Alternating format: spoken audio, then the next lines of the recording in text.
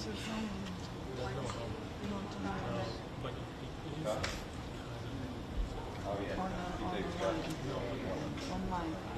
Yeah, you're absolutely right. We got the notification that there was going to be a briefing just a few minutes before President Trump made those statements on television.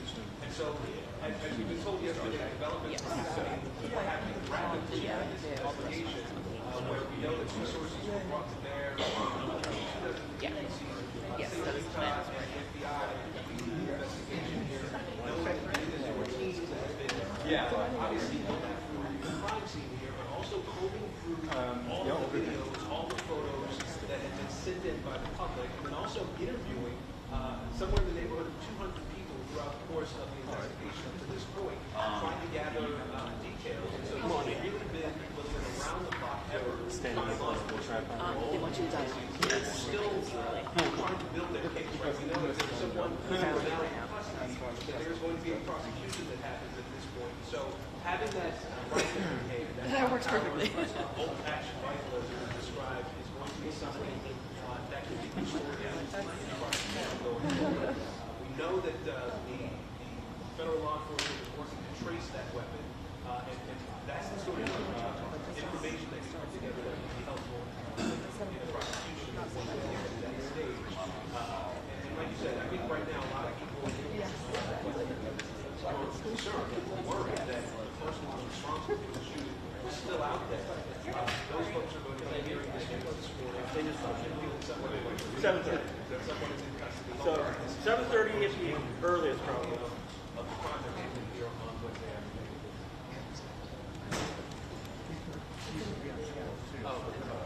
Okay, I'll tell Eddie, thank you. Hey, Eddie, Nick's audio is going to be on audio channel 2. Yeah. FYI. Yeah. Yes.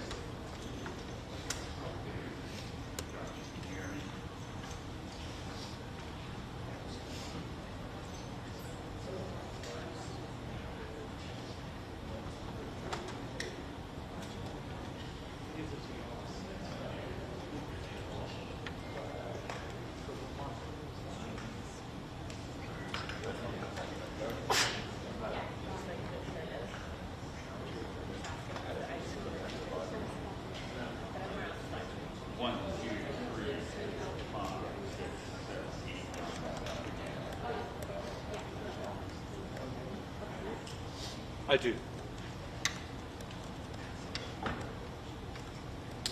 1, 2, 3, 4, 5, 6, 7, 8, 9, 10. 1, 2, 3, 1, 2, 3. 1, 2, 3.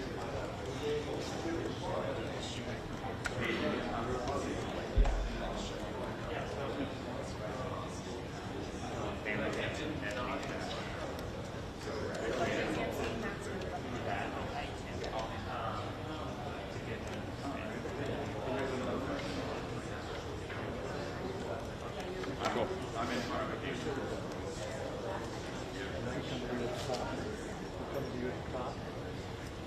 We're in the mix now.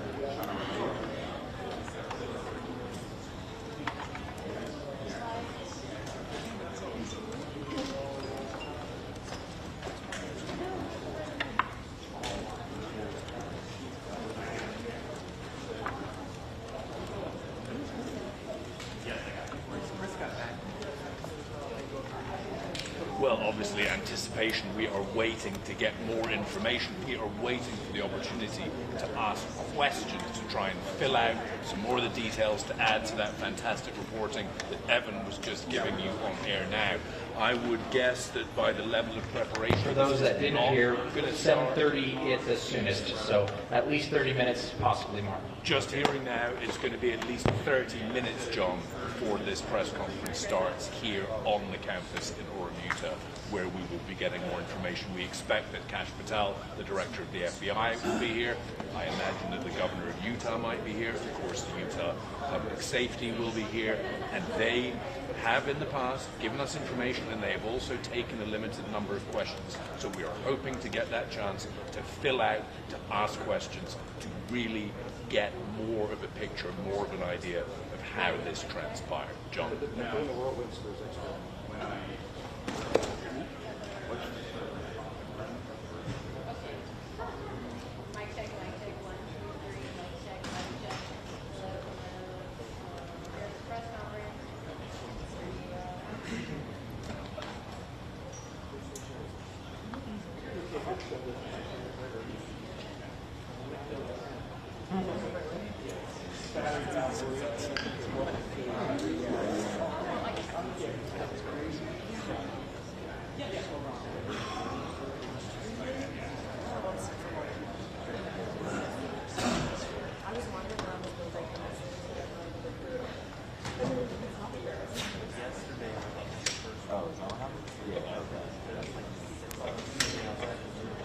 Mic check, 1, 2, 3, 1, 2, 3, 4, 5, 6, 7, 8, 9, 10.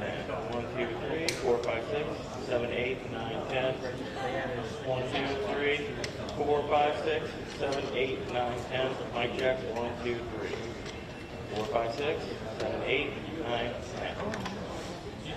Good with that? 1, 2, 3, 4, 5, 6, 7, 8, 9, 10. 1, 2, 3, 4, 5, 6, 7, 8, 9, 10. Everybody good? Keep going? Yeah. 1, 2, 3, 4, 5, 6, 7, 8, 9, 10. 1, 2, 3, 4, 5, 6, 7, 8, 9, 10.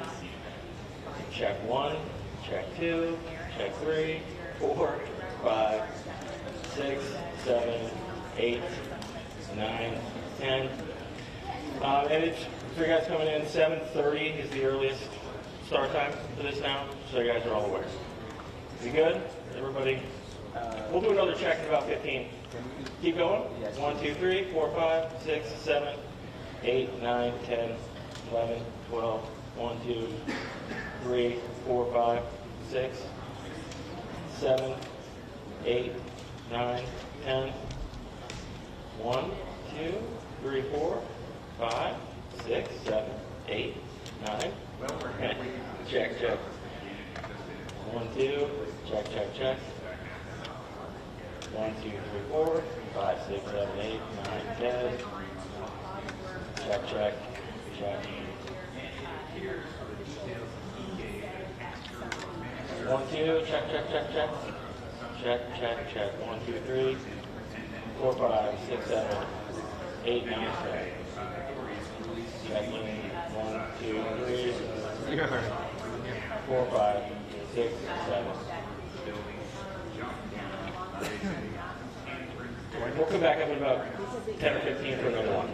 Thank you.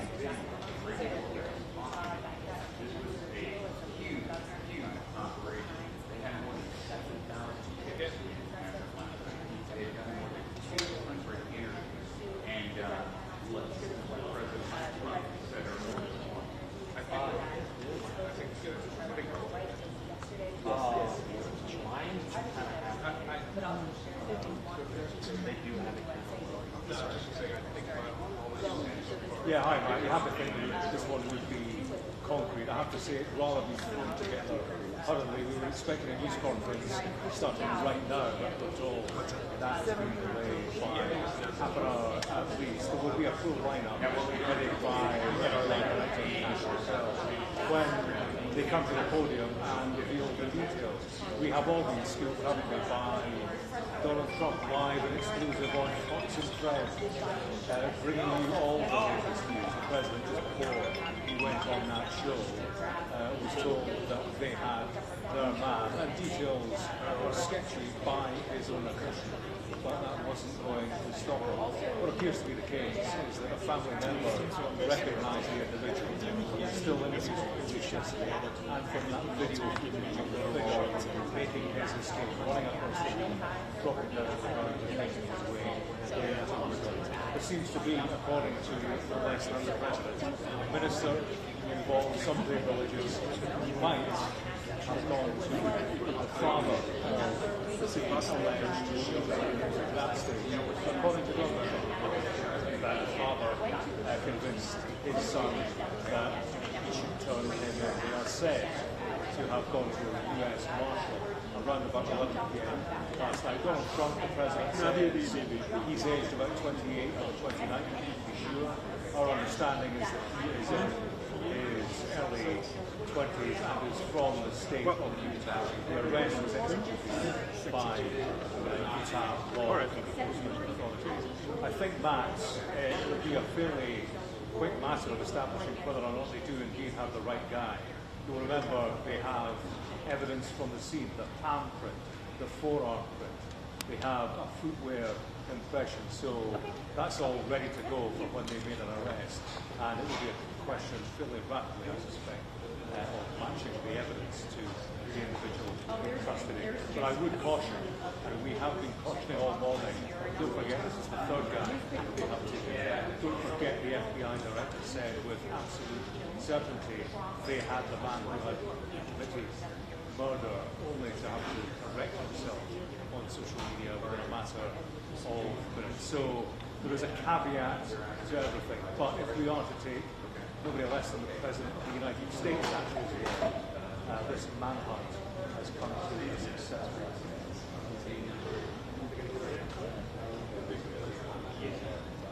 So far,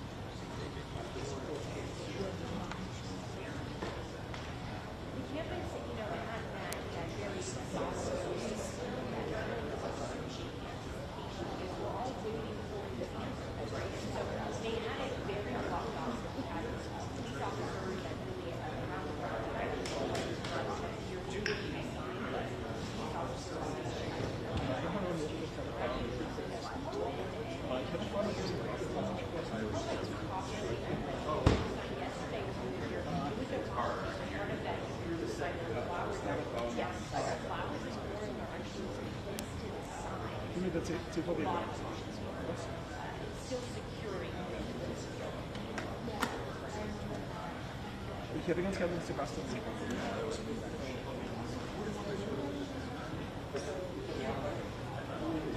Okay, kann er mich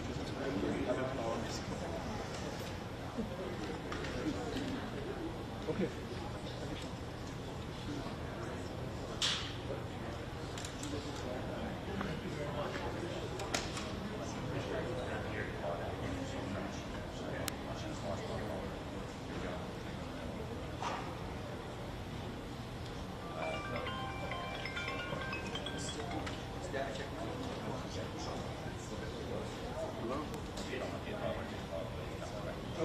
Also ja, okay. Ja, die Pressekonferenz verschiebt sich genau eine halbe Stunde. Es wäre eigentlich genau also es wäre besser dann.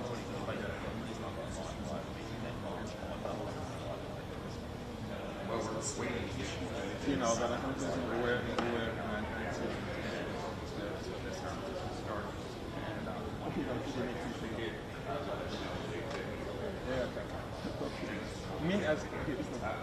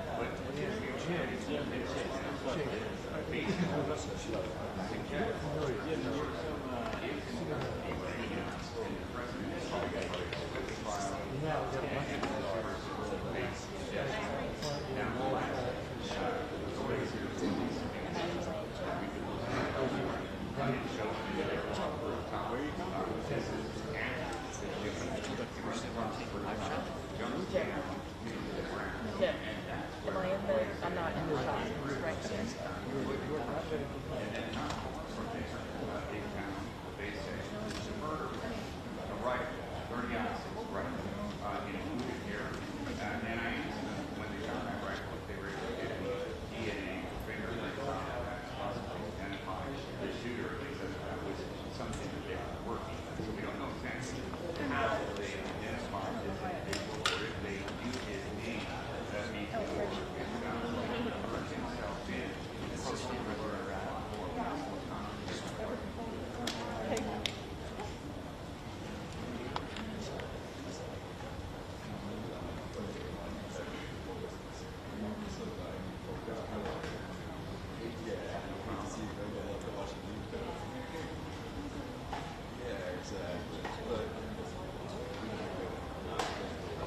I don't think it's on.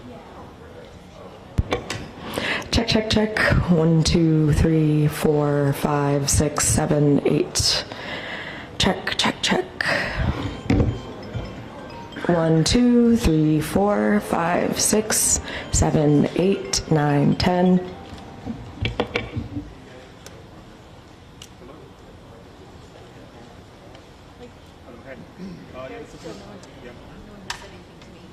Gotcha, all of them. They said the mic check was super overmodulated on that audio. The podium, yeah.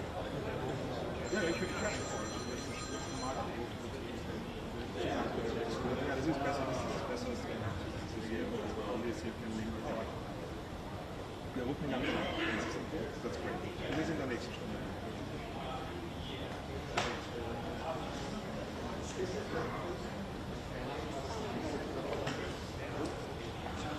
Das hat sich, ich habe gerade das ist nächste Stunde. Wir warten auf das.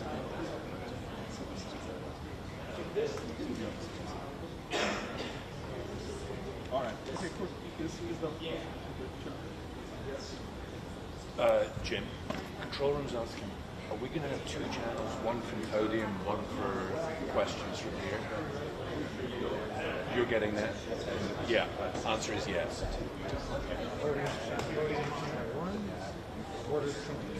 No, but reporter or they're not passing a mic around. No. So I'm channel 2. Yeah. So podium is channel 1. I am channel 2 on this one. Test, test, test, test.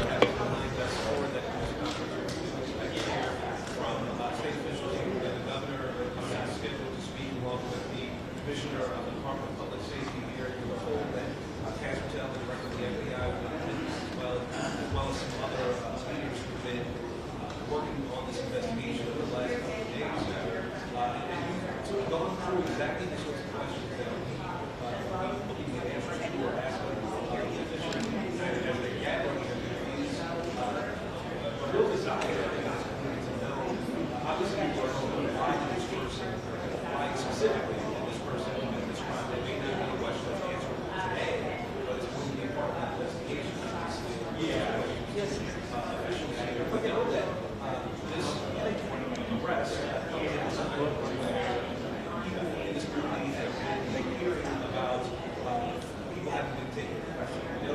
There were these two instances in hours after this shooting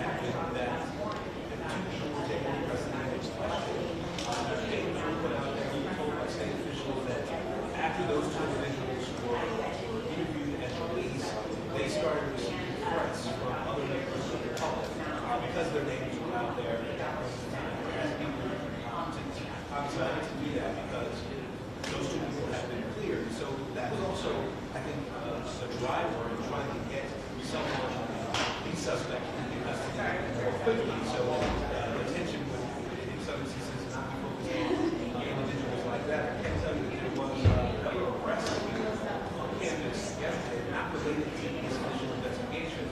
Intentionally, there was someone, the campus was closed, wandered onto the campus, crossed the police station into the crime scene area on that courtyard. Officers obviously immediately engaged in trying to find out who he was. They obviously caught him. He's been charged with felony obstruction. A significant charge here. This is also basically like this investigation. It's going on, but it still has questions. I'm sorry, this is trying to get some of those questions.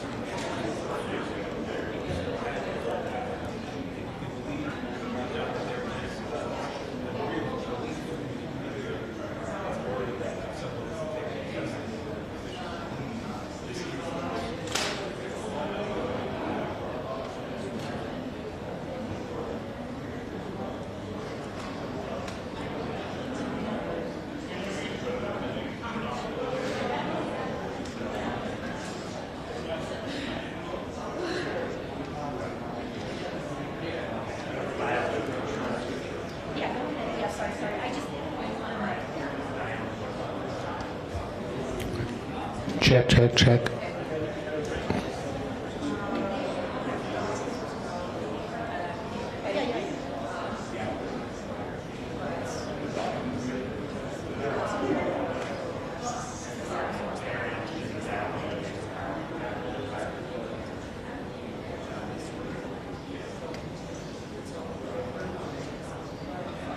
Hey, that name, you have now?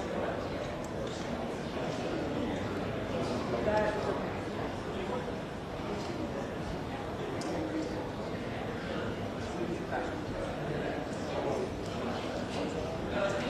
Slade. Can I go try to confirm that?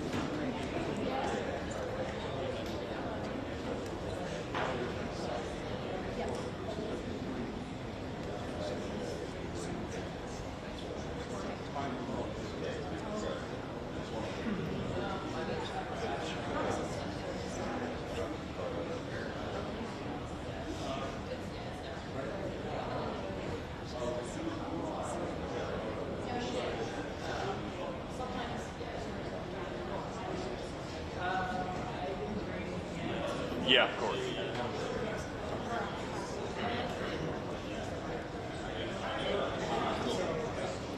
Sources telling you this Focus on the total.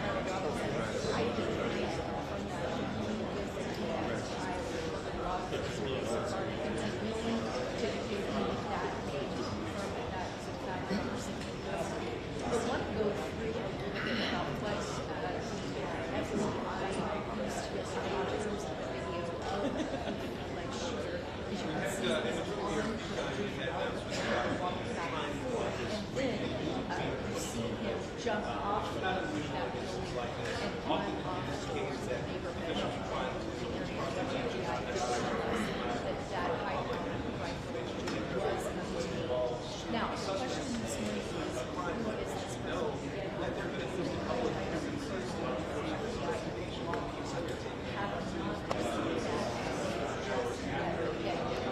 person? This question will start in the next 20 minutes or so. The FBI recognizes how this is being used as that's what the suspect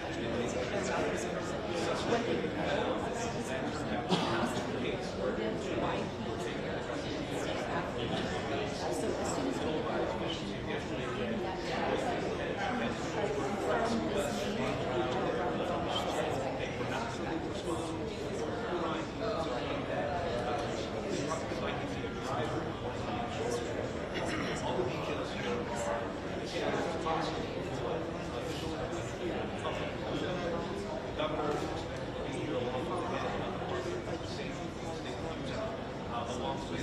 It's certainly different today than it was yesterday. When we got here yesterday, we were able to have a little bit of walking around parts of it. It's not the entire place, but parts of it. Some of that was cordoned off. We're not able to say as frequently as we were yesterday. Something else that we saw was some of the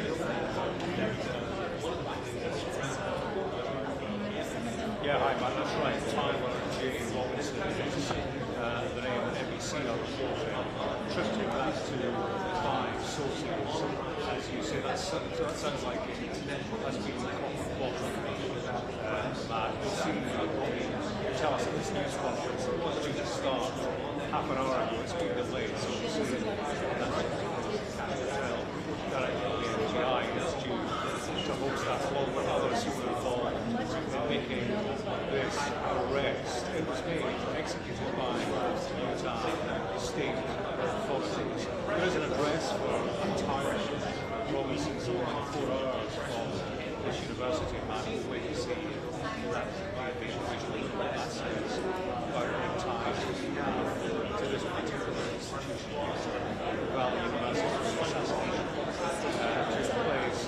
But for officials to release the name of the suspect tells me that there's a high degree of confidence to bolster what we have heard from the president himself. Like Donald Trump, you need to check these out.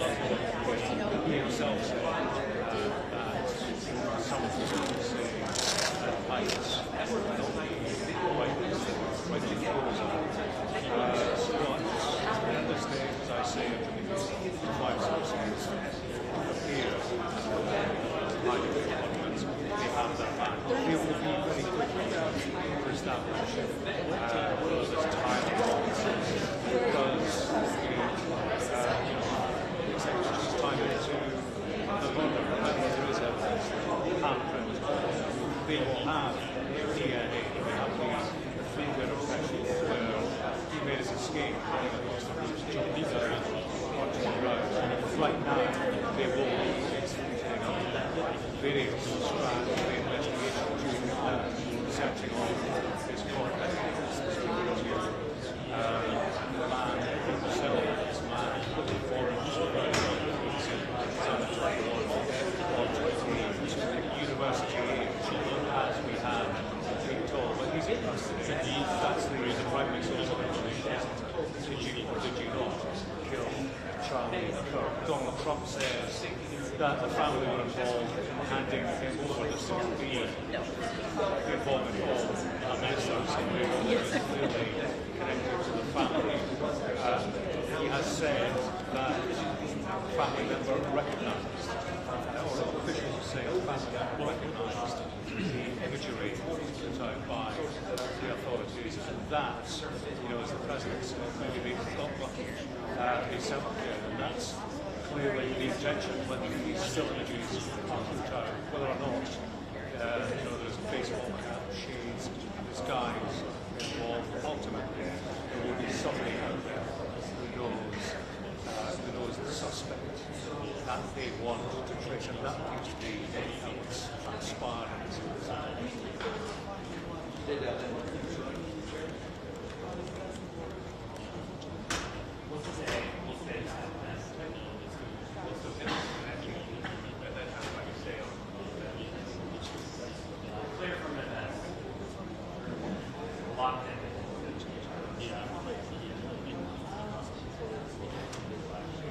I would say, in terms of the overall atmosphere here, that it's been a heavy sense of grief more than anything else. Sure, the debate and the politics rage on, reverberate across this country. But I was at a vigil last night held at you know, well organised, lasted for several hours. I spoke to the mayor, and I said to him, what are the emotions what's in your mind? And he spoke just about that predominant sense of sorrow, sure, there's anger, and there's a connection, I think, to this particular event with this particular community because it was so public. There were so many people there, 3,000 and more students who fled in panic, who witnessed the horror, but also 3,000 people who attended the event, held, hosted by Charlie Kirk, with whom they clearly had some communication. They wanted to spend time with his company, listening to what he had to say. They witnessed the most horrific spectacle. So there are many people involved investing in the events of 48 hours ago, and to that extent, you know, it does spread a bereavement widely through this community. But sure, you know, politics, they bubble away, and you know, much talk about the implications of this for political debate. You know, where does it go from here? What form does the long-term reaction take in a country where political violence is on the increase, is embedding in the political culture? I suppose the discussion now turns towards that, and you know, I suppose we'll see how that pans out over the longer term. But right now, the priority is one of police work, is one of taking an assassin, a killer who had been on the loose for 48 hours, imagine in behind bars and proceeding towards justice and trial and everything that involves. Authorities here at the news conference last night, they say that they are looking for the death penalty in this case. So right now, I suppose the right legal process kicks in, making sure that everything is done appropriately and properly, and that the legal process takes its proper course, and that involves questioning principally of the suspect who's in custody, speaking to people who knew them, and of course interrogating why this happened in the first place. Questions this morning at this news conference will be about some of the detail reported that hasn't been confirmed by the authorities. Reports like writing on casing, shell casings. There are reports that was all about you know, culture war and all about political motivation or a political motivation behind the assassination. We can ask these questions later on now that the authorities might be in a position to expand on that rather more. But yeah, the question is now focused on who the individual is, why did he commit this murder, and what are the wider foundations, and does it indeed amount to political violence? That has been the big assumption, but that actually has been a mystery as long as the identity of the shooter has been a mystery. Nobody's been certain what was behind this. Mom on that right now, my guess is they should have staged I'm based in LA. I'm one of our founders. Yeah. Chris. We talked very briefly. We do know that. Nice to meet you. This morning, as well. So as we await this press conference is supposed to start in just a few minutes, we're starting to see more law enforcement come out of the last 30 minutes or so. We saw them coming into campus this morning about an hour ago. A caravan of black citizens, FBI agents, as well as the law enforcement. So as we monitor this morning, again, we're still waiting for that press conference. A lot more information about who this person is and perhaps a motive behind why they were at that event, what exactly happened, Yeah, and that is the noble cause, isn't it? But I do wonder, the United States right now, it is clearly a politically divided country, and at moments like this, when such a high-profile, influential, and significant voice on the one side of the political debate has been assassinated, then clearly, there's trepidation about where it all goes from here, typically, and in the past, events of things like this have happened, and a country generally, on all sides of the political takes a step back, looks at where the country stands, and typically there will be a coming together, a call for looking how bad things can be, and contemplation about how much worse they can be. That's typical. That's certainly what we have seen in the past, but I do wonder where we are in the United States at the moment, whether or not this country has gone past at that point. And we will find out in the days, weeks and months to come. But it's a problem. Political violence is an established problem here, and it's a danger heightening it up. Well, that's a great question because it's really changed from yesterday to this morning when he arrived on campus. He issued a warning to people generally. In fact, he said, in the words of Charlie Kirk, talk to your family. He made the point that there are many people out there, Russian bombs and so on, who try to give traction to division back on something like this. The message here last night was, don't let that turn your head. And there are strong, influential, widespread voices who are urging your path. In many ways, Charlie Kirk was one of them. So the message here last night was, vote the message from the guy talking about everybody is grieving right now and steer a peaceful path. Difficult, of course, is that there are many people who won't listen to the message. In a country that has ready access to arms, it can lead to no announcements. Kind of horrific event that we saw here 14 hours ago, and it clearly is a fear here easy.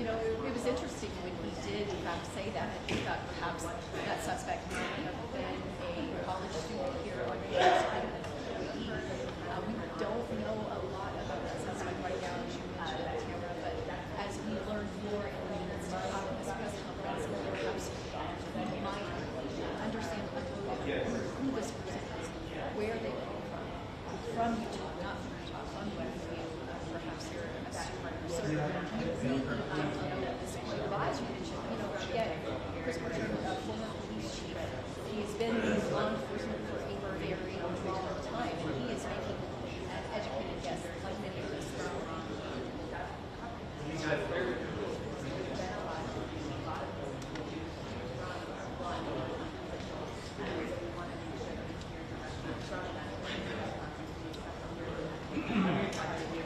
No worries.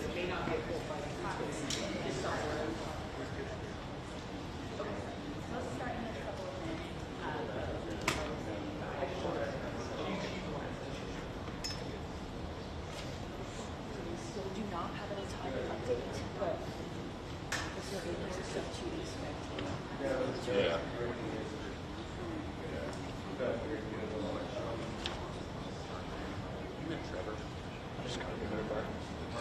Do a quick mic check again. Check one. Check 1 2. Check mic check 1 2 3 4 5 6 7 8 9 10. 1 2 3 4 5 6. We're hoping to get at least a 3-minute warning when they start walking, but we haven't got that yet. So 1 2 3 4 5 6 7. Everybody good? 1 2 3 4 5 6. Good.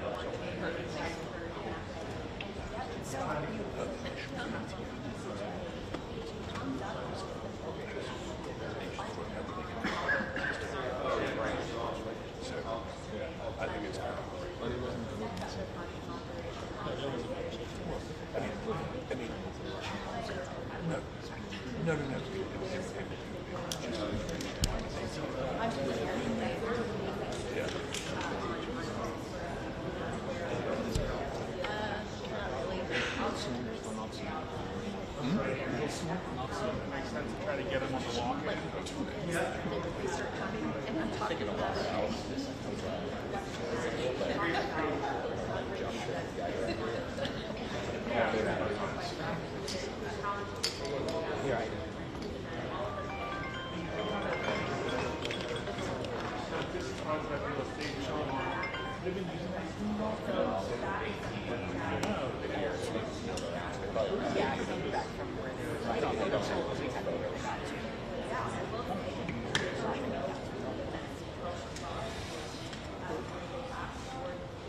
So still no official word on the start time.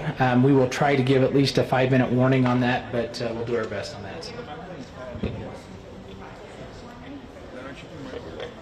Yes, yeah.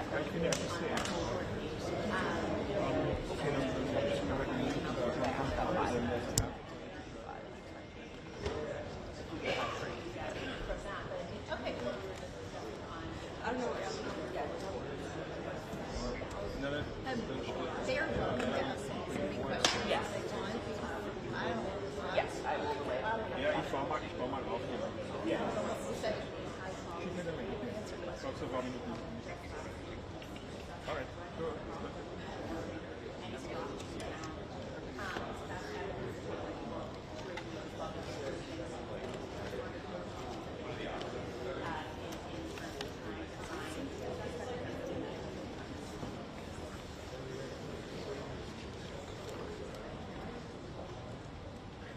Turn your mic. His mic's off.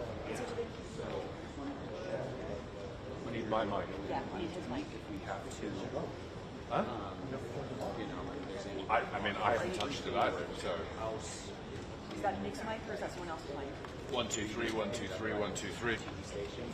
1 2 3 1 2 3 1 2 3. Eddie, do you hear Nick? Okay. He said it's extremely low. If it's possible. Yeah. I think just assume that. Well, we are hearing that it is not going to be now.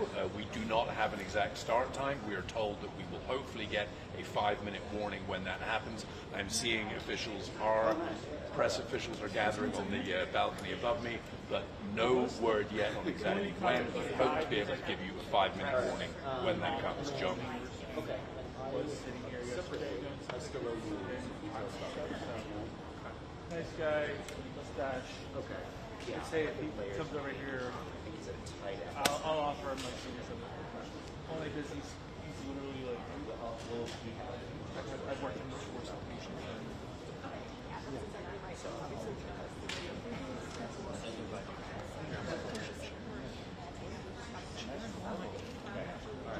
Yeah, that's the really unfortunate thing and tragedy here. You know, as I mentioned to you yesterday, I am a widow, and when you lose a spouse, the first thing that you have to say is for your children, you're safe, and those children need to be well parented, and they are online.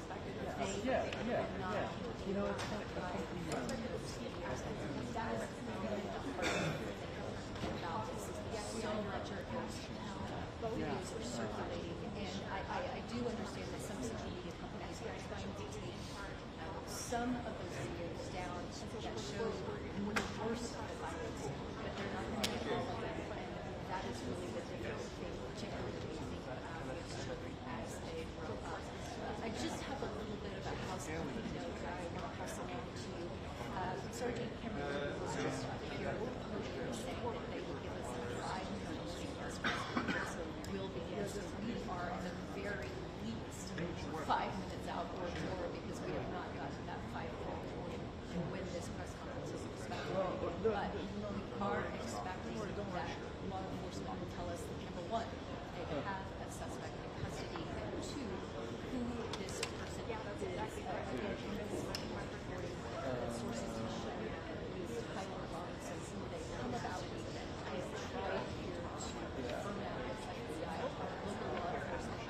I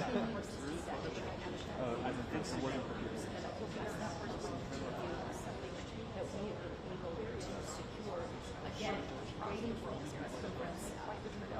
we're led to believe that Cash Patel, the FBI director, will be front and centre of it, but there will be other players, arrest executed by Utah state authorities. They have been represented throughout these occasions. I think you'll see a lineup of all the agencies involved at this moment of a successful conclusion. They will presumably all want their input and demonstrate their involvement. Gotcha. Cash Patel's an interesting one. I wonder if he will get questions today. Last night there was a news conference. He was present, having flown in, and of course he's been controversial in this particular episode.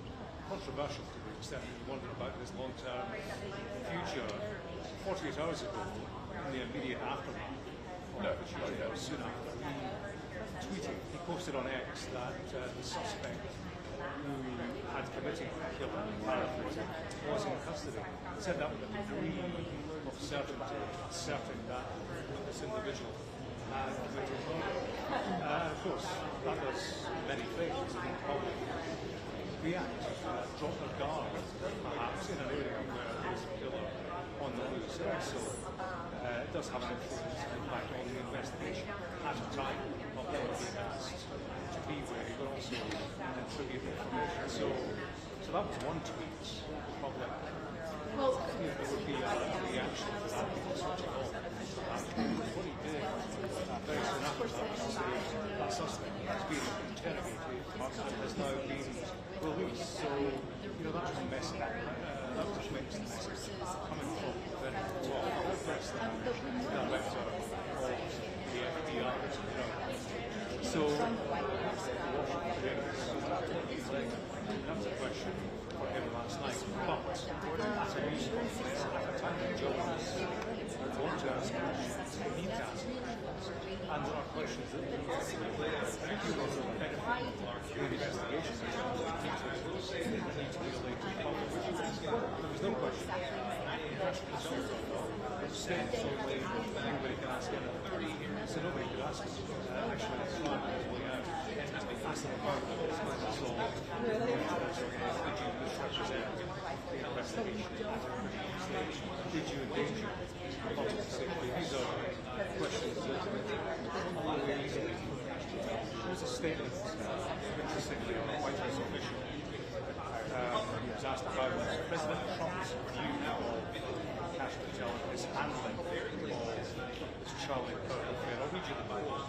This is from White House officials. Director Patel is working night and day on this case.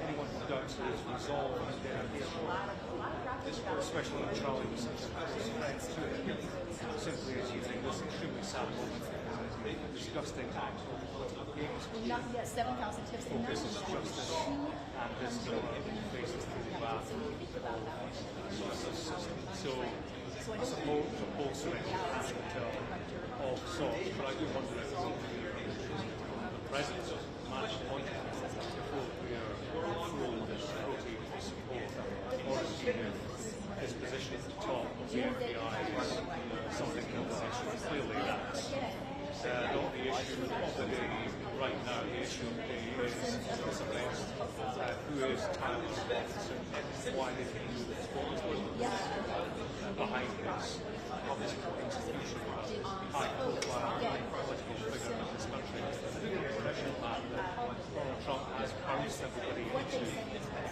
this breaking of the news.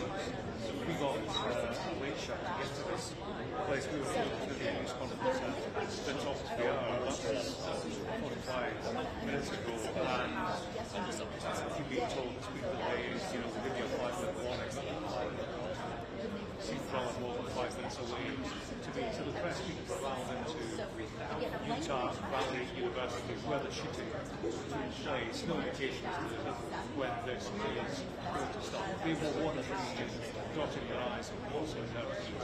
Cash Patel will be hosting this was certainly for inaccuracy on this one. So there are reasons, I suppose, why there is delay, why they want to cross-check what the President has told us live on national television. We have a name. There will be ongoing searches of Thailand witnesses. Obviously, it will be questions. Family will be referencing with the evidence they have, DNA in the web, but forearm impression they say this vehicle and escape that shooter. So all of that work is ongoing right now. I suppose in terms of the detail of the press conference, that's up to the I guess it's all the cases. Should we show everything, all the furniture, journalists, international media out of place, just wait for national governments.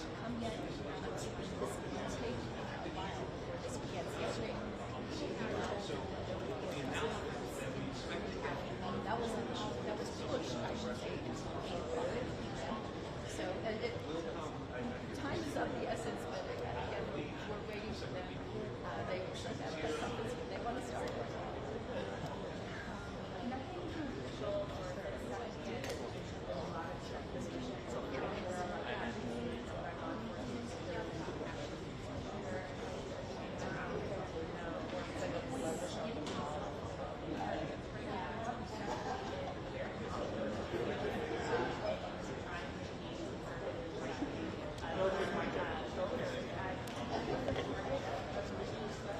Check 1 2, mic check 1 2 3 4 5 6 7 8 9 10.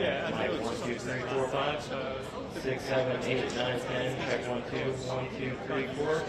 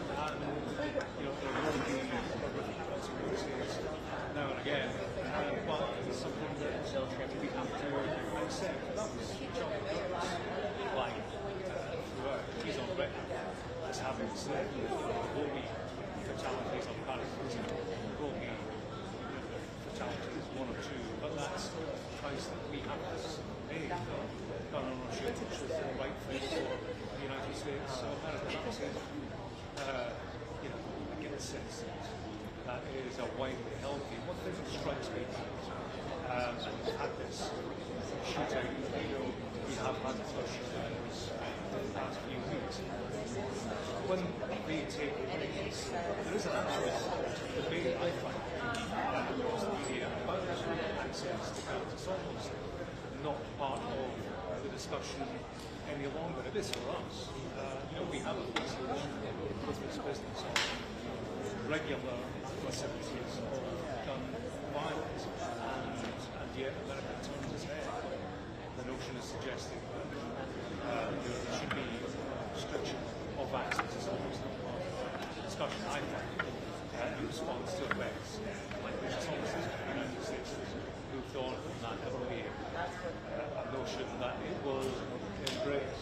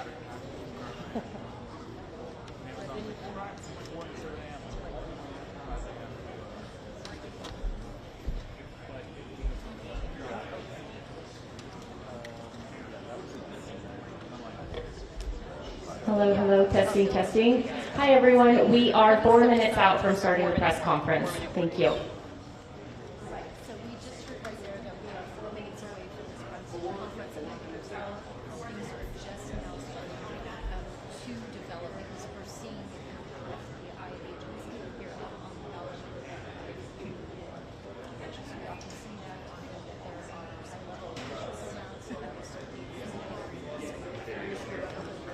wait this press conference. Again, we are wanting to know two things. Is a suspect in custody? We were able to confirm that independently from President Trump. This is the camera.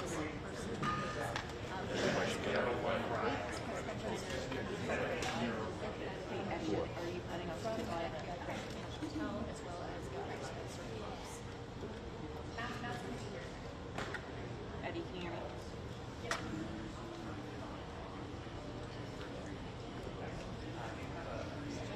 Anybody can call in this They just asked me to get in the shot, so I'm here. But I don't know which camera they're taking for the actual, because they were having issues with the audio.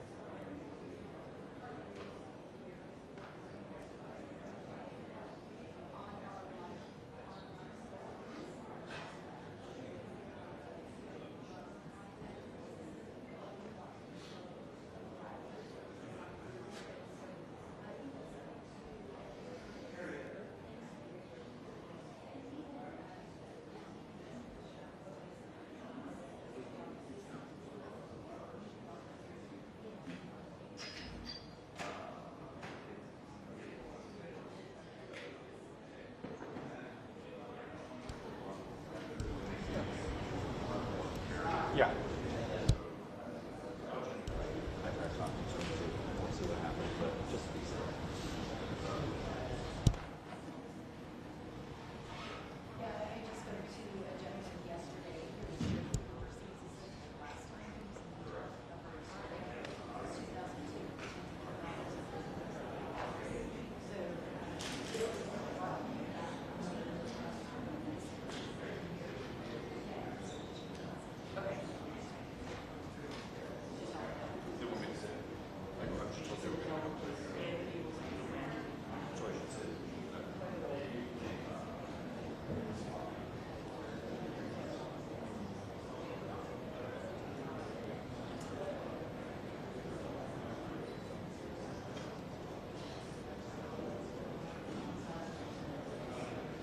That's right, John. We were given a 4-minute warning 3 minutes ago, so we are expecting any second to see the officials coming in. We are told to expect a similar cast of characters we saw last night. That would be the governor, that would be the Utah Public Safety Commissioner, that would be Kash Patel from the FBI, and the FBI's special agent in charge. John, any second we should be seeing them coming into this room for the press conference. That 4-minute warning has expired. So any second now, John, we should be hearing more information in this case. 3 minutes ago, so we got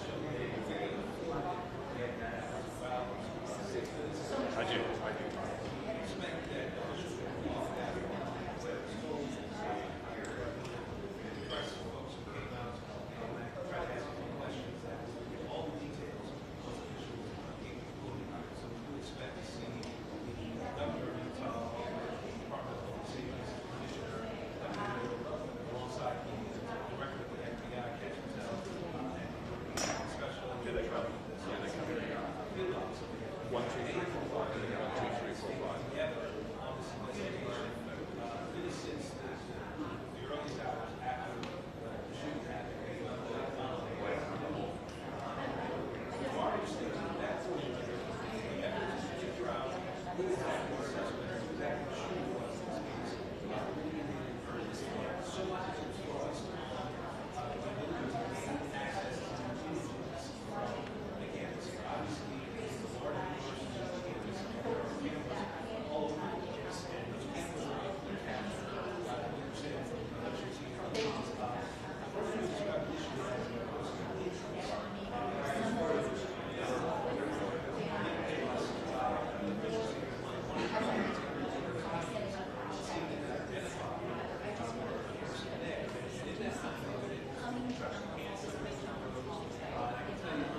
Yes, so this press conference was scheduled to start about an hour ago. It has been pushed, it's been pushed, it's been pushed. I'm now seeing officials walking into the room. They will be moving to the podium any second now. I'm trying to see if I can see Captain Bell. And also so far, they are moving towards the podium, and we are going to get this information now. We have been waiting for about an hour for. So, yeah, officially moving towards the podium. So, there is Cash Patel, the director of the FBI. So I believe I should get out of the way. Good morning, ladies and gentlemen. At today's press conference, we will hear from Governor Cox, FBI Director Cash Patel, and Sheriff Mike Smith. We also have with us Utah DPS Commissioner Bo Mason, Lieutenant Governor Deidre Henderson, FBI Special Agent in Charge Robert Bowles, and local and federal law enforcement partners. Following the remarks today, Governor Cox, Director Patel, and Commissioner Mason will take questions. Thank you.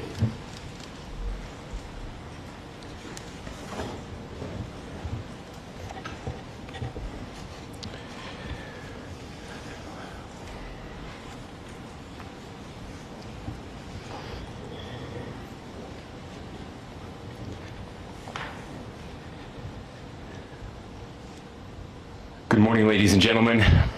We got him. On the evening of September 11th, a family member of Tyler Robinson reached out to a family friend who contacted the Washington County Sheriff's Office with information that Robinson had confessed to them or implied that he had committed the incident. This information was relayed to the Utah County Sheriff's Office and scene investigators at Utah Valley University. This information was also conveyed to the FBI. Investigators reviewed additional video footage from UVU surveillance and identified Robinson arriving on UVU campus in a gray Dodge Challenger at approximately 8:29 a.m. on September 10th, in which he is observed on video in a plain maroon t-shirt, light-colored shorts, a black hat with a white logo, and light-colored shoes. When encountered in person by investigators in Washington County on September 12th, in the early morning hours, Robinson was observed in consistent clothing with those surveillance images.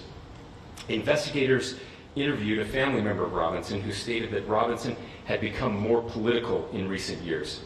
The family member referenced a recent incident in which Robinson came to dinner prior to September 10th, and in the conversation with another family member, Robinson mentioned Charlie Kirk was coming to UVU.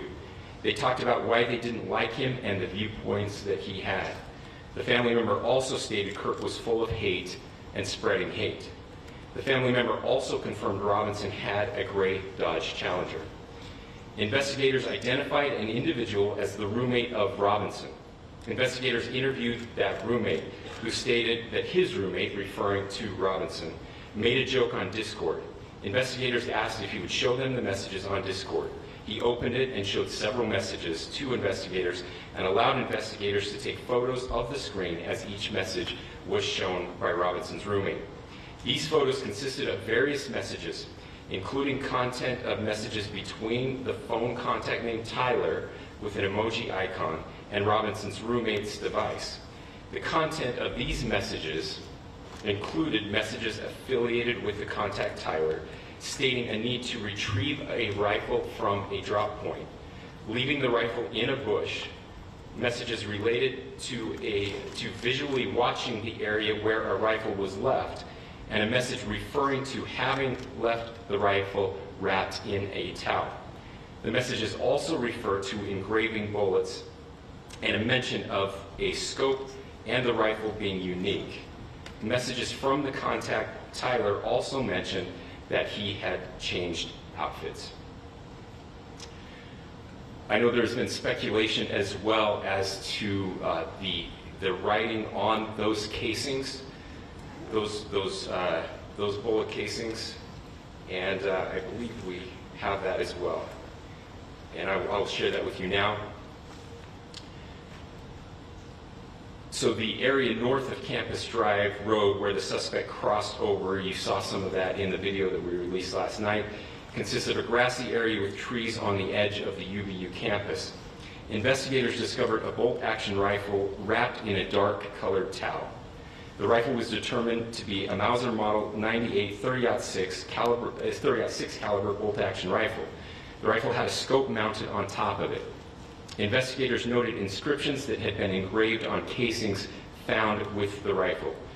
Inscriptions on a fired casing read, "Notices bulges, capital O-W-O, what's this, question mark." Inscriptions on the 3 unfired casings read, "Hey fascist, exclamation point, catch, exclamation point." Up arrow symbol, right arrow, and symbol, and 3 down arrow symbols. A second unfired casing read, "Oh Bella Chow, Bella Chow, Bella Chow, Chow Chow," and a third unfired casing read, "If you read this, you are gay, LMAO." We are indebted to law enforcement across the state who's worked seamlessly together, local law enforcement, state law enforcement, and our federal partners with the Federal Bureau of Investigation. We're grateful for everyone who worked together in such a short amount of time to find this person and to bring justice. I want to thank the public who has been so engaged, reviewing videos, helping us with sending in tips, and helping us get to this point. I want to thank the family members of Tyler Robinson who did the right thing in this case and were able to bring him into to law enforcement as well. I especially want to thank the family of Charlie Kirk, Erica, Charlie's parents, his children. I want us to be thinking of them as we bring justice in this case. They will be involved in that justice. We will be working very closely with them as we move through this process as well. This is a very sad day for our country, a terrible day for the state of Utah, but I'm grateful that at this moment we have an opportunity to bring closure to this very dark chapter in our nation's history. With that, I'll now turn the microphone over to the Director of the FBI, Kash Patel. Thank you, Governor. This is what happens when you let good cops be cops. The FBI and our partners are proud to stand here today together to bring justice to the family of Charlie Kirk and honor his memory.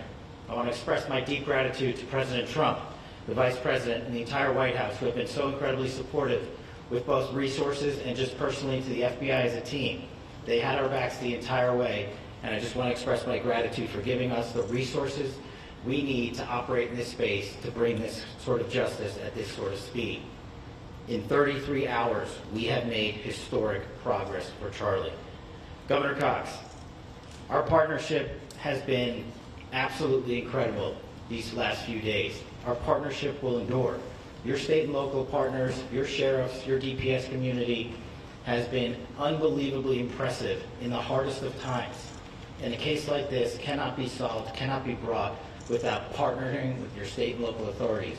The FBI has a certain role to play. We will play that role, and we will lead out for the federal government. Governor Cox, we are so grateful for your state partnership that led out on this investigation. A little bit of the timeline. Charlie was shot at 12:23 p.m. on Wednesday. The first FBI agents arrived on scene in 16 minutes with chiefs of police at 12:39 and secured the scene. The FBI immediately launched fixed-wing assets. We utilized these assets to transport personnel, specialty technicians, hostage rescue teams. We also utilized these assets to go back and forth from the East Coast and here in Utah to transport forensic evidence and other evidence that will be analyzed and is being analyzed at our FBI laboratories in Quantico and other laboratories, including the ATF. At my direction, the FBI released the first set of FBI photos of the suspect at 10 a.m. local time on 9/11. Then, shortly thereafter, the FBI reward of $100,000 was released at 10:45 a.m. local. Myself and Deputy Director Bongino arrived on the scene at approximately 5:30 p.m. on 9/11. The governor led a press conference last night at approximately 8 p.m., where at my direction, the FBI released a never-before-seen video of the suspect. We also released new images to the public of the suspect. And just last night, the suspect was taken into custody at 10 p.m. local time. In less than 36 hours, 33 to be precise, thanks to the full weight of the federal government and leading out with the partners here in the state of Utah and Governor Cox, the suspect was apprehended in a historic time period. And I want to highlight what Governor Cox said. This would not have been possible without you, the media, and you, the public. That's why we went so public, so fast, and we're so transparent, and we're committed to that transparency. The crime scene, just a little bit there. It is a large crime scene. State and local authorities, along with federal authorities, processed that crime scene quickly, and I even had the ability to walk through that crime scene and walk through the steps the suspect took to learn more about what was needed and what resources we needed to bear to create a full picture for the FBI and leadership back in Washington. Furthermore, thankfully to state and local partners, forensic evidence has been seized and continues to be garnered. Forensic evidence has already been evaluated at FBI laboratories in Quantico and state and local authorities here. We will continue to process evidence as we see it, as we collect it, and we will continue to deliver to Governor Cox and his team. Last night, we had a total of approximately 7,000 leads. As of this morning, thanks to your great work, we have over 11,000 leads that were called in to the FBI. And we are running out every single lead that we can. Every one of those leads will be run out. The arrest is a testament to the dedication of good law enforcement being great, and partnerships in law enforcement, which I've tried to highlight as my tenure as the director of the FBI. There is no better relationship for law enforcement than the FBI to partner with state and local authorities, and you've seen it here in these last few days. The FBI Salt Lake Field Office, along with our offices in LA, Phoenix, Denver, San Antonio, Las Vegas, Pittsburgh, Buffalo, our headquarters component in Quantico, all participate in the FBI. I want to express my deep gratitude to the employees of the FBI, the men and women, the evidence response team tacticians, the special operators, the agents, the support staff. You have done monumental work in historic time when the public, who had a right to demand such an expeditious solving of an investigation, the FBI answered that call diligently, critically important to our nation, and we delivered. And I'm proud to be their leader, and I'm proud to be the director of the FBI. This is very much an ongoing investigation, as the governor said, and we will continue to work with state and local authorities to develop the investigation, to provide them the evidence they need for their ongoing prosecutions, and we will be here to answer every call they absolutely have, as long as it takes, for as long as we need to find and apprehend whatever suspects were involved in this crime. Lastly, to my friend Charlie Kirk, rest now, brother. We have the watch, and I'll see you in Valhalla.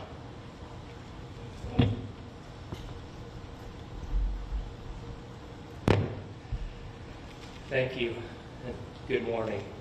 I would just like to take a few minutes as the sheriff to express my gratitude for everybody who has played a part in this investigation. As you know, it's been a vast, complicated, and a very, very fast-paced investigation. You're looking and people standing up here who are running on, if they got an hour's sleep in the last couple of days, they're probably lucky. It has been very taxing. It has been so impressive speaking on behalf of the local law enforcement to see the cooperation that we've seen in this type of case. Across the state, sheriffs, chiefs, our state partners have stepped up and have come to the call on anything that we needed. Our county chiefs have been phenomenal. Our Utah County Attorney, Jeff Gray, who's standing up here with us, has been phenomenal in leading us through this investigation. I would like to thank the federal government for their resources, their assets. Our local team here, our FBI team, has been extraordinary in helping us work through this and bring this person to justice. Most of all, I would like to thank the public, and specifically, I would like to thank the public who turned to prayers and who turned to positiveness for us. I would like to thank them on behalf of the law enforcement community because we needed those prayers. That's what we needed to get through this. We needed your support, and you gave it to us. We needed your patience, and you gave it to us.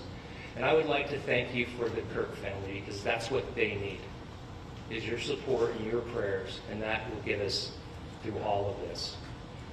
So thank you everybody for everybody that has stepped up. We've had such a phenomenal response to this. Thank you.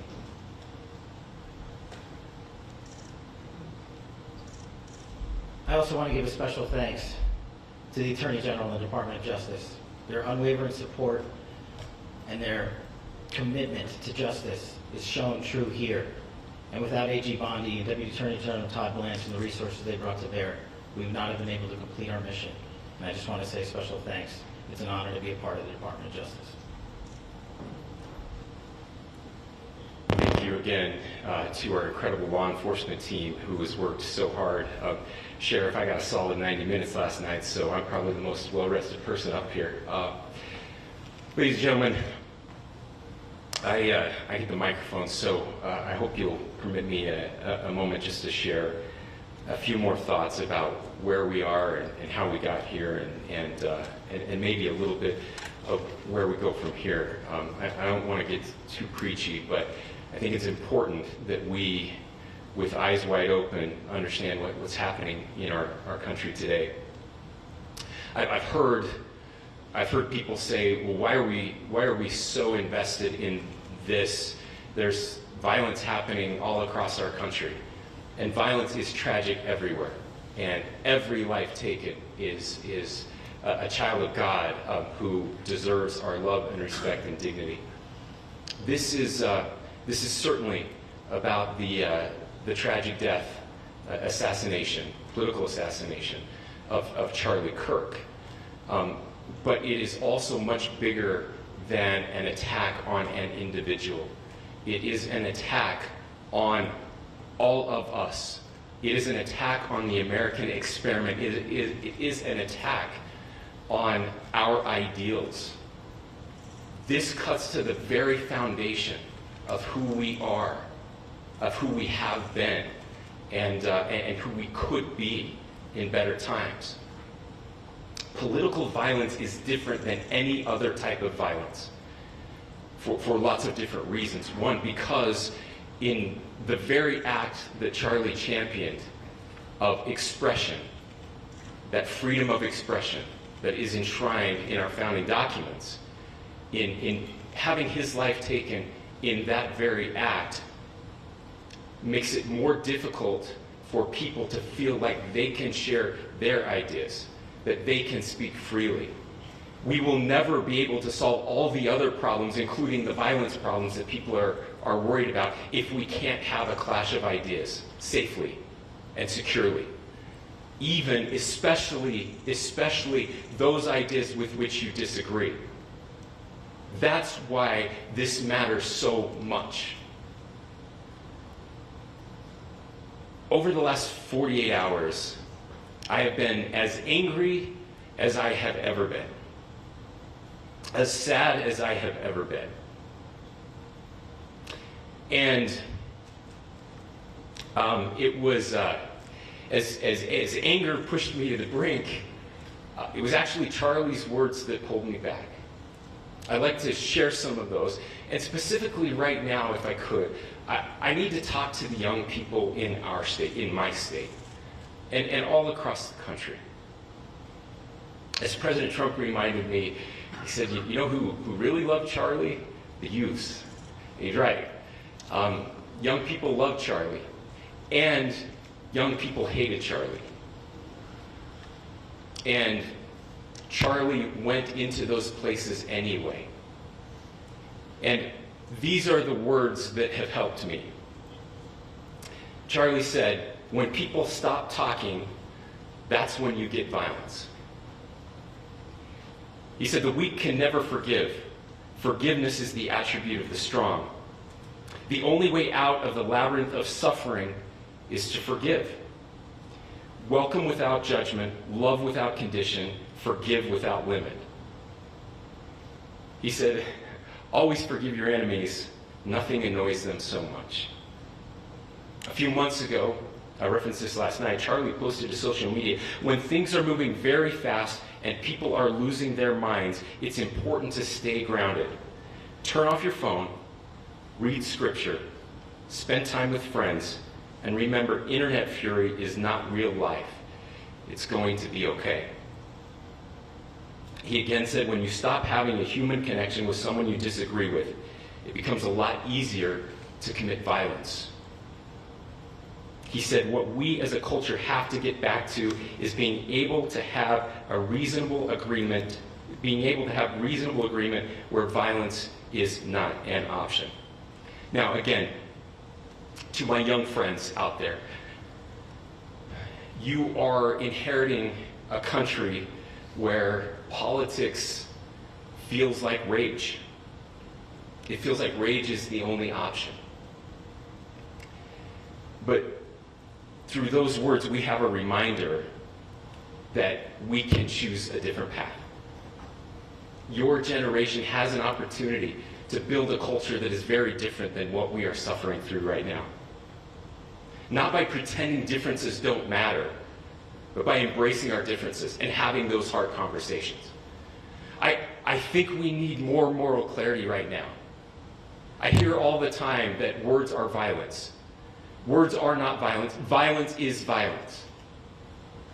And there is one person responsible for what happened here. And that person is now in custody and will be charged soon and will be held accountable. And yet, all of us have an opportunity right now to do something different. I want to thank my fellow Utahns. This bad stuff happens.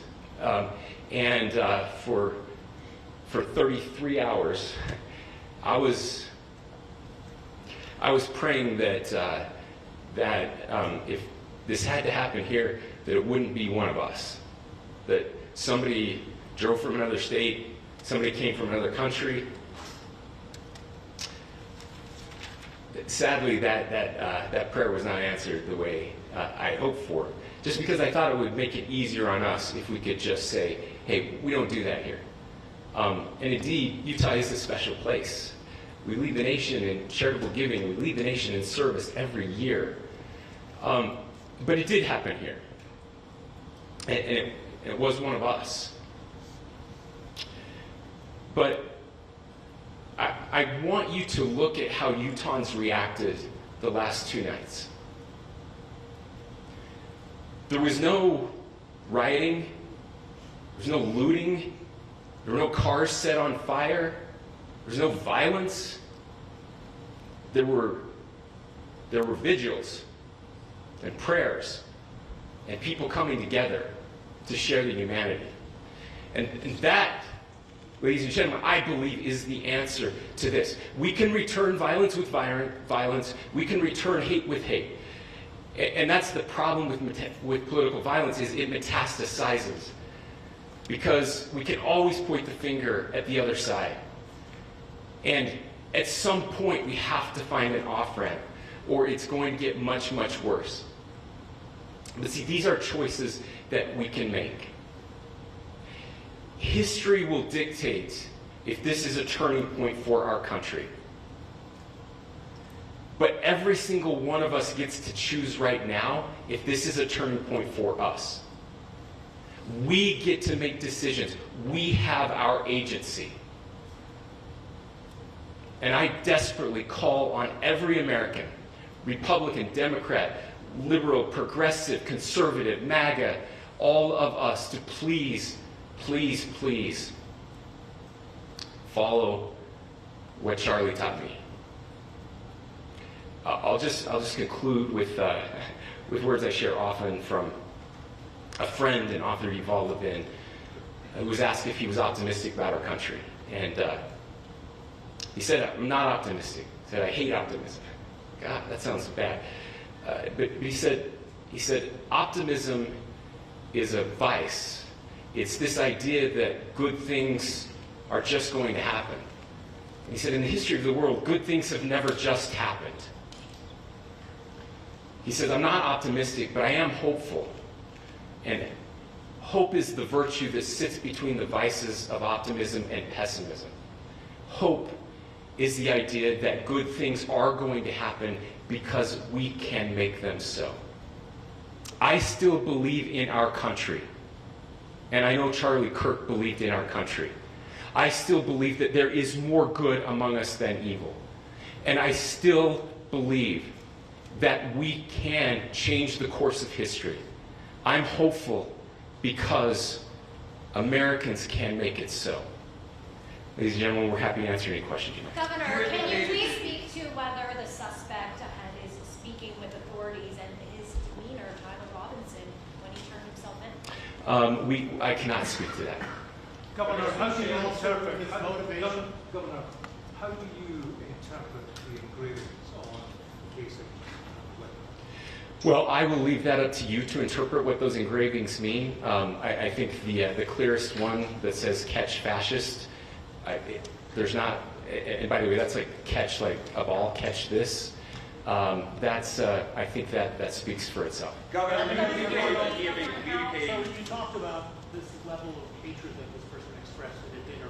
Beyond that, is there anything in your view that you've discovered that may have radicalized or changed him to prompt him to commit such a horrific act? There's nothing more that we can share at this time. Governor, you indicated that he had been communicating with a friend on Discord about the gun.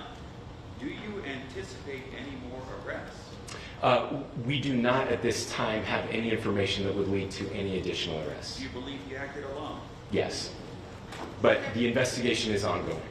Can you report on the family what they had to say about the suspect? How he came into custody of police and where he is right now, Mr. Robinson?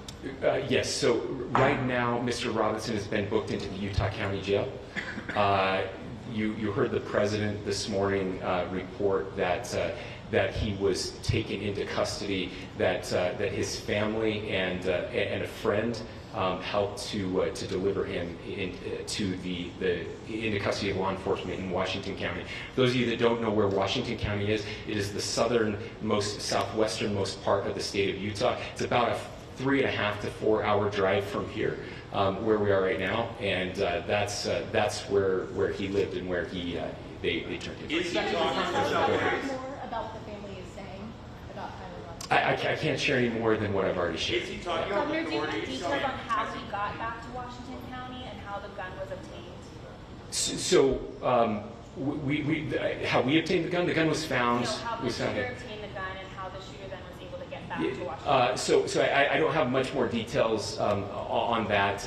We do know that he drove. We had his car here on campus, and then we had his car going south back to the St. George.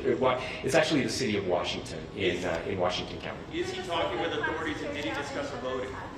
I'm sorry. Did the suspect plan to carry out any other attacks? We don't have any information that Are you will going to be release. releasing the mugshot? Yes, in fact, it was just released. Is Yes. he talking with authorities and did he discuss a voting? I can't answer that right now. Can you clarify? You've spoken very eloquently about trying to reunite this country. Do you feel that this is a watershed in American history? I absolutely believe that this is a watershed in American history, yes. The question is, what kind of watershed? And that chapter remains to be written. Is this the end of a dark chapter in our history, or the beginning of a darker chapter in our history? Look, I mean, if you look at true political assassinations in this country of someone of this stature, this feels a lot like the late 60s, and having one so gruesomely displayed on camera in all of our hands and in all of our pockets. We are not wired as human beings biologically, historically. We have not evolved in a way that we are capable of processing those types of violent imagery. And by the way, we've seen another one with a gruesome stabbing very recently that went viral. This is not good for us. It is not good to consume. Social media is a cancer on our society right now. And I would encourage, again, I would encourage people to log off, turn off, touch grass, hug a family member, go out and do good in your community. That is happening, and it's happening organically right now. I had a friend in a small city in Utah who said, we're getting together, the Republicans and Democrats in my little town are getting together to have a discussion tonight, last night, just to find a way to find their better angels. So yes, this could be, I mean, you know, again, you have to go back to JFK to have seen a video live of something like this happening. I wasn't born until 1975, but I know that things were really dark in the late 60s. Sorry to some of you. I know some of you were there. This is our moment. Do we escalate, or do we find an off-ramp? And again, it's a choice. It's a choice, and every one of us gets to make that choice. Two more questions right here. Could we clarify that the release of those enhanced images at 8 p.m., the timeline that Director Patel gave us, led to the arrest at 10 p.m.? Is there a direct connection between those two events? I cannot comment if there is a direct connection or not, but all I can say is that that through some process, the family came to know that this had happened. One more thing, Governor. Could you just clarify the clothing issue you mentioned earlier? Was he changing outfits? Correct. Could you just clarify this? Yes. So when he's first spotted on campus, he has different clothing on, and then he changes clothing on the roof, and then changed back into that clothing at some point, so that when he was apprehended, when he was arrested, the clothing matched the clothing he had on before the shooting here at UVU. Last question here. You said that the suspect was from Utah. Can you kind of tell us a little bit more about where, and was he a student here at this university, and is there any history of mental illness? Yeah. So I don't have any information on the mental illness part. He was not a student here at UVU. He was living and had lived for a long time with his family in Washington County. Thank you, everyone, for your great work in getting this information out. I would just say, process-wise, this may be important. I know many of you aren't familiar with the process in Utah. I think it's important that you understand that. Basically, we have 3 days for charging documents to be filed. A CI will be filed. We'll have more information then, more detailed information as those charging documents are filed in preparation for a preliminary hearing. So 3 days. So we would anticipate then that early next week those charging documents will be filed. We will obviously be working. The county attorney will be working very closely with Mr. Kirk's family as those documents and decisions are prepared and made. Thanks, everyone.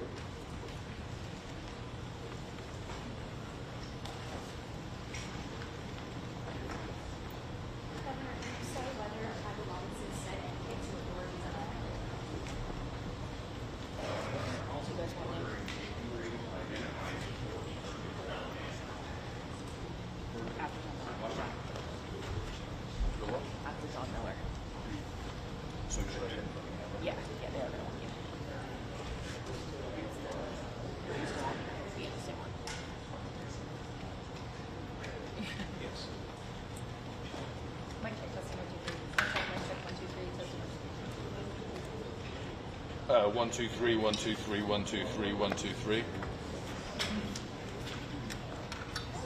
Cool.